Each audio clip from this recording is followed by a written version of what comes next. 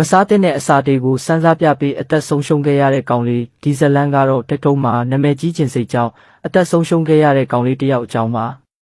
သူကလူငယ်တစ်ယောက်ဖြစ်ပြီး follow တွေတက်အောင်ထူးဆန်းတဲ့စားတောက်မှုတွေကိုလက်လွတ်တက်သူပါတနေ့မှာတော့ဖရဲသီးနဲ့ဘဲဥကိုတွဲစားပြတဲ့ challenge ကိုရွေးချယ်လိုက်ပါတယ်